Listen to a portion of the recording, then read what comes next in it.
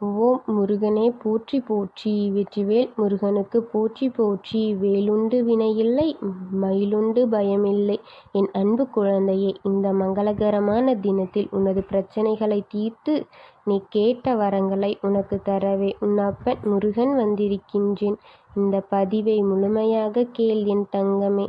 என் அன்பு குழந்தையே, நீ விரும்பும் ஒரு நபர் இனி உன்னை விட்டு ஒரு நொடி கூட பிரிந்து இருக்க முடியாது என்று உன்னிடம் கூறப் போகின்றார்.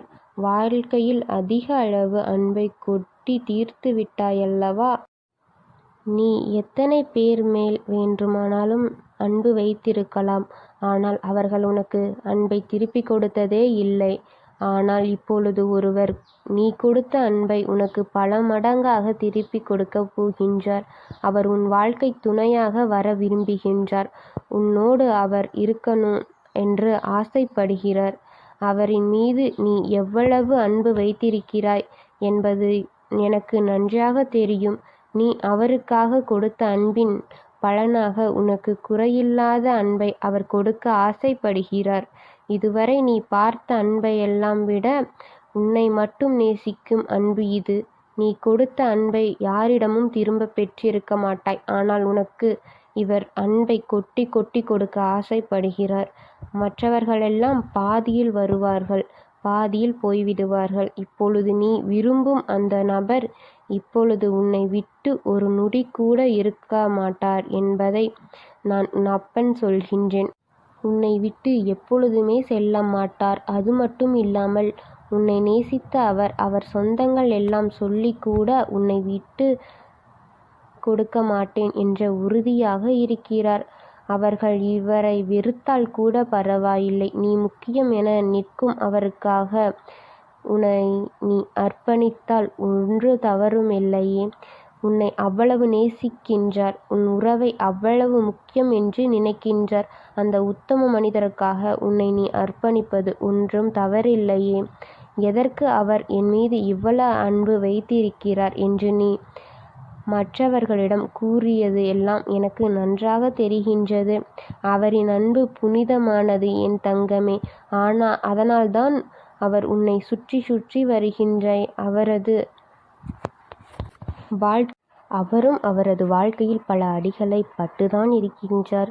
நீ அவரின் வாழ்க்கையில் நீ வந்த பிறகுதான் அவர் வாழ்க்கை ஒளிமயமாக மாறியது. அவரின் வாழ்க்கையில் கிடைத்த பொக்கிஷமாக உன்னை நினைக்கின்றார்.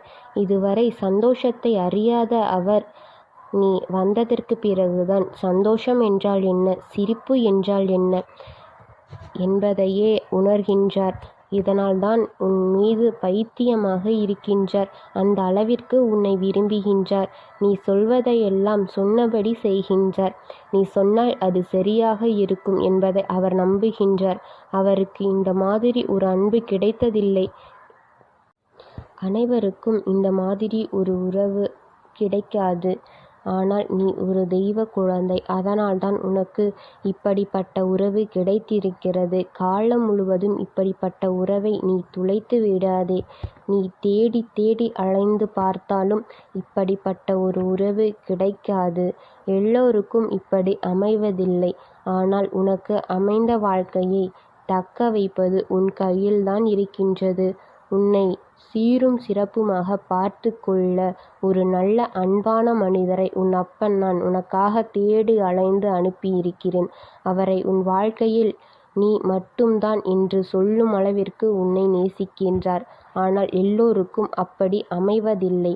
உன்னை மட்டும் போதும் எனும் சொல்லும் ஒரு உறவு இருந்தால் மட்டும் போதும். அந்த உறவினால் உன் வாழ்க்கை அழகானதாக மாறப்போகின்றது.